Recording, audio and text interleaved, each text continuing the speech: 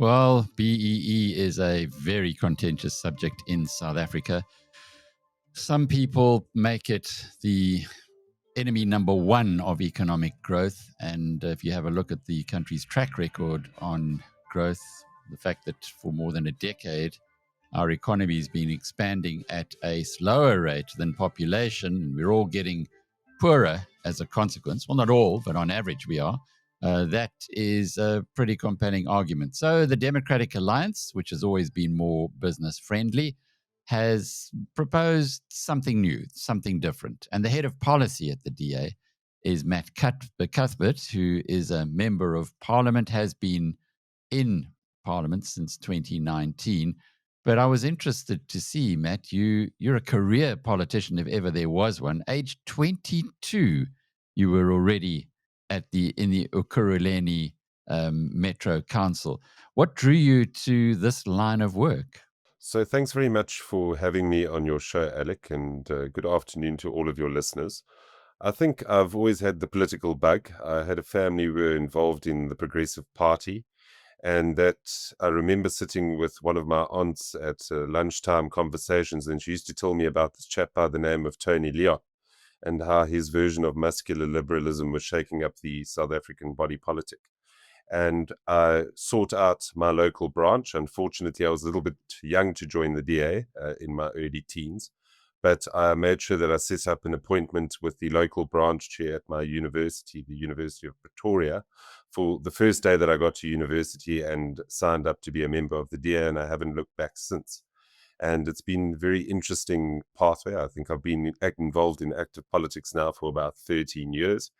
And it's really been great to be at service to the South African public and to be able to drive the issues that are important to South Africans. If there's one sort of overarching objective which drives me and which I'm really passionate about, is creating a pathway out of poverty and into prosperity for all South Africans. I don't think the status quo can maintain. And that's why I wake up every morning to do my job, is to make a better life for South Africans, to create more economic opportunity, and ultimately allow everyone to live a life of their own choosing. Cody from Paul has sold multiple vehicles to We Buy Cars. Suspicious? I think so. Is that a crime? No. Where are you getting the cars? I buy them and I sell them at the spot like a normal person. Okay. No, man, I'm just an accounting student. I know a good deal when I see one. That's Excel. Meant. What's more stressful, tax season or selling a car at We Buy Cars? Tax season, obviously. We Buy Cars, the easiest way to sell your car by far. Have you managed to swap notes with Tony Leon? Well, yes, I do engage with Tony quite frequently, and he often refers to the many conversations that we've had over time, and I've sought his counsel and his advice, and we have a very good relationship. And as the DA's head of policy, that's a pretty fancy title. What exactly does it mean? Yes, so I served initially on the Department of Trade, Industry and Competition on the Portfolio Committee for approximately 4 years. And then after the 2023 Congress, the leader of the party, John Steenhuisen, appointed me to replace the then head of policy, Gwen Ngwenyo, who had pursued an opportunity in the private sector. And it's been a very, very interesting role to fulfill. I think we've done some great work in terms of fleshing out our party's policy suite. And fundamentally, we've been able to drive serious economic issues over the past 2.5 years, which I think have put the DA on the map. And we've been given a greater platform within the GNU to make sure that we advocate and try and influence for the kind of change we want to see in the country. Advocate for greater influence. BEE, big story. The minute you brought out your proposal, well, not the minute, but very shortly thereafter, Cyril Ramaphosa said, nonsense, not having none of it. BEE is a constitutional imperative in this country. So I guess the question is, why bother if your partner is saying, it's not going to fly? Well, I think what we've been able to prove through our participation in the GNU over the last 1.5 years or so is that we're able to wield influence and power over the ANC through Parliament, in the GNU itself, through lawfare. One just needs to look back at the budget debacle and how we managed to get the ANC to walk back the VAT hike. And I think that the position in national government has allowed us greater influence. And it's something that we need to continue to advocate for, is change in the economic policy space, and particularly those kinds of reforms that are going to get us back on the growth trajectory, unlock opportunity, and ultimately have more South Africans in jobs and not in unemployment queues. And the ANC seem to hold the view that because we are in coalition government with them, we are somehow obliged to agree with them at all times. And that's simply not the case. We may be in government with the ANC, but we are fundamentally a unique party, a party with our own identity, our own policies, our own values, and our own principles. And we are not going to keep quiet when we see policies that are wrecking our economy, like that of BEE. And we need to make sure that we represent the interests of our voters and put those alternative options on the table. But there are critics who argue that a colorblind approach avoids addressing the structural legacy of apartheid. So how do you answer that question? Well, we've had, failed ANC transformation policy since it was first implemented in 2003. And if we look at the metrics, whether that be unemployment, whether that be poverty or inequality, we find ourselves in a situation where, despite all of the empowerment policies that have been implemented by the ANC, on average, Black South Africans are worse off. If we look at the unemployment rate, Black South Africans have an unemployment rate of 36% relative to an overall national average of 32%. If we look at poverty numbers, 30 million Black South Africans found themselves in poverty out of a population of 50 million. And fundamentally, this policy has failed to uplift the people it purports to represent. And we think that it doesn't help to replace more race-based policy with more race-based policy, but rather to focus on poverty as a proxy for disadvantage. And in this way, we don't exclude anybody from upliftment or empowerment. And just by virtue of the numbers on the ground, the vast majority of people who would benefit would happen to be Black in any event. So, how is it different in just in a nutshell? How is what you are proposing, the economic inclusion for all bill, different to the way BEE is implemented at the moment? And how are you going to take it further if the ANC says we don't like it? Well, I think the fundamental difference is that the ANC's policy of BEE has been built on political insiders and outsiders. We can just look at the president himself and much of the ANC's senior leadership. These are the individuals who have benefited from BEE, not the vast majority of South Africans who were supposed to benefit from any kind of empowerment policy. And I think that's the first fundamental difference. The second fundamental difference is that the DA is in favor of value for money procurement and economic inclusion versus the ANC, who want to focus on crude racial categorization. And we've seen several examples of just how this has been abused, whether we look at the Tembisa hospital story, whether we look at the locomotive procurement scandal back from the Zondo Commission into state capture. And we also looked most recently at the murder of Mpho Mafole, who was the chief auditor at the city of Ekurhuleni, who had exposed a BEE deal gone wrong relating to chemical toilet tenders. And fundamentally, what we are saying is instead of allowing for ANC cadres to be nominal owners and beneficiaries of shares or seats on boards in local and multinational companies, let's focus on directing that impact towards the communities in which businesses who want to do business with the state operate through economic inclusion. And this encompasses a wide variety of activities, human development activities such as early childhood development, feeding schemes. We then look at economic empowerment, so building small businesses into the value chain, investing in infrastructure in these communities. We also look at inclusive governance and communities and setting up legal aid centers that could assist people to help us realize our overarching framework, which is that of the Sustainable Development Goals, which was produced by the UN. And there's a number of tangible measures which we believe that, if implemented, will have a real impact on the ground and have a tangible impact on people's lives, as opposed to nominally transferring all of these shares through to ANC cadres. And I think an important point to mention is also to look at the genesis of BEE. BEE was not in the Freedom Charter. It was not in any kind of ANC policy documentation. In essence, big business got into a room with ANC political entrepreneurs and they wanted to retain the status quo. And they put themselves in a position where they could continue to make excessive profits. And at the same time, they had the political support of the government of the day. So I think that the pretense of transformation that the ANC have so effectively banded about over the last 20 to 30 years is actually based on a false notion. And fundamentally, the ANC, being beneficiaries of this policy, will protect it at all costs.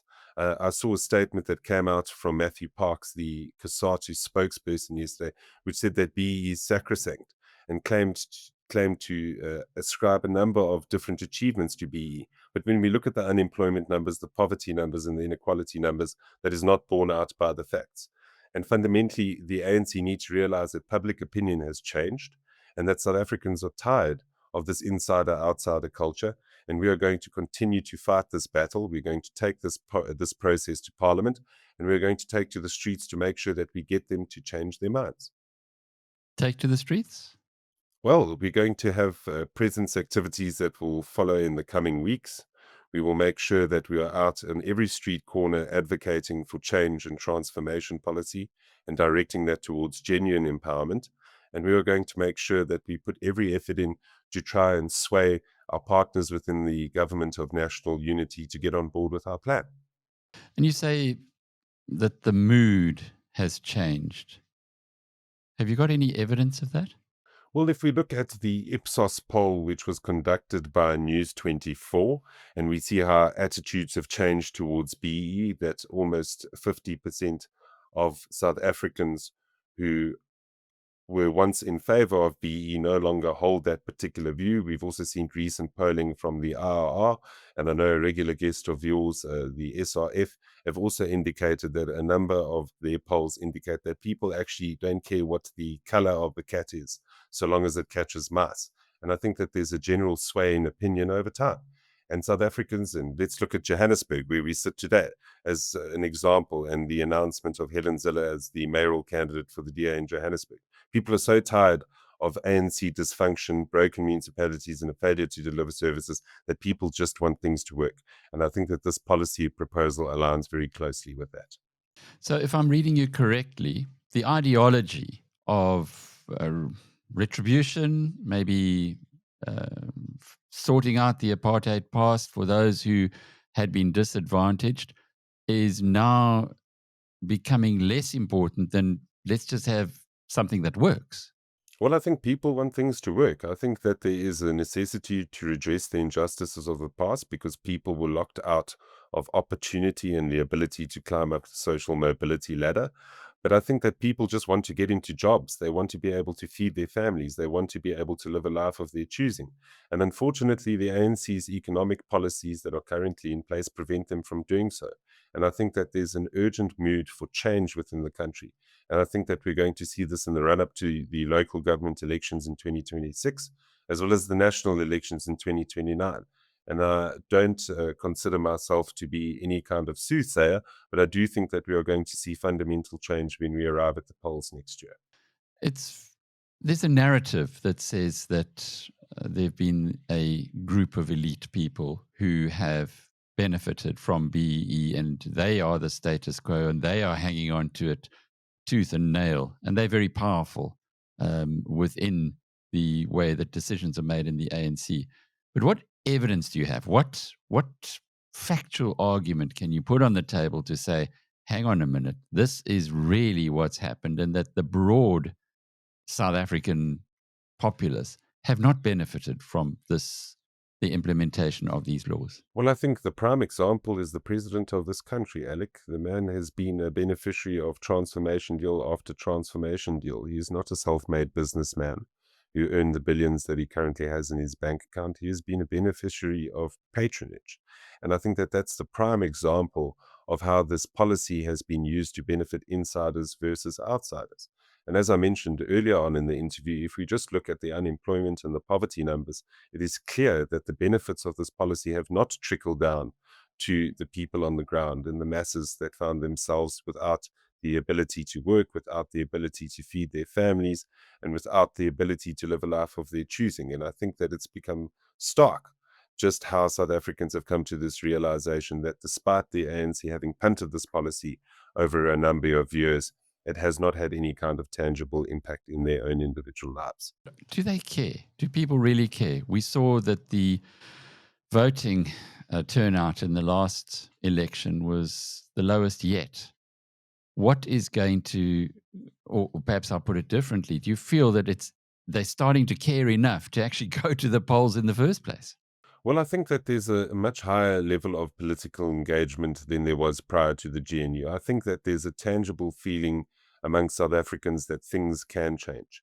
And despite the limited amount of portfolios we have in national government, the DA has now been able to demonstrate just what we can do when we are in national power. And that's not to say that it's perfect by any means, but it shows that there is an ability to be able to change things, that the ANC are beatable, and ultimately that the DA can be trusted in national government. And I think that this changes the political dynamic. And, maybe as an aside, as a part of our campaign, we are going out into our respective communities where we have our public representatives and our branch structures and actively trying to register people to get them involved in the political process so that we can bring about the necessary political change in order to get us back on the path towards prosperity. Yeah. So as the penny drops or the dots are joined, people will realize that they have the power. Matt, let's just say that there is a change in the next election or a big change of heart within the ANC and the Economic Inclusion for All bill is implemented. Let's just say it were implemented. How would it change life for South Africans in, say, 10 years' time if you look back? Sure. So I wouldn't say that the Economic Inclusion for All bill is the entire panacea to our economic problems. It's one part of the problem. You would have seen that 2 months ago we launched our plan to turbocharge the economy. And this related to several key interventions we thought needed to be taken in order to grow the economy and create jobs. And I think that the two need to be seen as complementary of one another. And some of the key issues that we highlighted in that particular document was number one, that we needed a reliable and affordable electricity supply. If we don't have cheap and reliable electricity, we're not going to be able to power our country towards growth. Number two, we needed to make sure that we invested in the network infrastructure such as rail, ports, and the like, in order to make sure that we had the arteries in order to be able to facilitate an export-orientated economy. We then needed to focus on ensuring that when public money is spent, it's spent on productive expenditure rather than just consumptive expenditure. And this means that it needs to be geared towards protecting frontline social services, but at the same time focusing on infrastructure investment that allows us to be able to create the base and the conducive environment that we need in order for enterprise to flourish. We also focused on professionalizing appointments within the state, making sure we have capable and qualified individuals to run state departments so we have the ability to deliver I think services. all of that's kind Yes. of ancient history. I'm trying to understand 10 years' time. If you look back in 10 years, how will the country be different from, let's say, those two bills having been implemented? Sure. So I would argue that it's important to get all of these structural factors right in the economy, in addition to the Economic Inclusion for All bill, in order for us to have a long-term growth trajectory. Because if we want to get towards 3%, we want to get towards 5% at a push, we need to make sure all of these structural factors in the economy are addressed. And we need to have a system of empowerment that includes people and allows for social impact to take place. So in a broad stroke, what I envision in 10 years' time is we have an economy that is growing north of 3%. We don't sit with an unemployment rate that is at 33%. And we have an economy that is thriving, that is actively competitive in the international markets. And we have a South Africa that is focused on growing, on reestablishing our place in the world, as opposed to being a languishing, emerging economy that we currently find ourselves in. And simply put, for South Africans, that means that when you turn on your tap, you have water. When you flick on the light switch, you have electricity. And you are able to go out with the skills that you've built up and get economic opportunity to put food on the table and feed your family. And that's simply the situation that we want to see for more South Africans than we currently do. It's an extraordinary time that we're in South Africa. There are so many pitfalls, so many obstacles, so many landmines that we need as a nation to address. BEE is unquestionably, from the rational perspective anyway, one of those outliers that has really hurt this country. And it's extraordinary to hear the president saying it's sacrosanct, it's a constitutional imperative. Of course, there has to be a way to fix up or to rebalance the playing field from those who were disadvantaged in the past. But you can't continue to do this in a way that damages your future. I'm Alec Hogg from biznews.com, and we were talking to Matt Cuthbert, who's a member of Parliament and the DA's head of policy.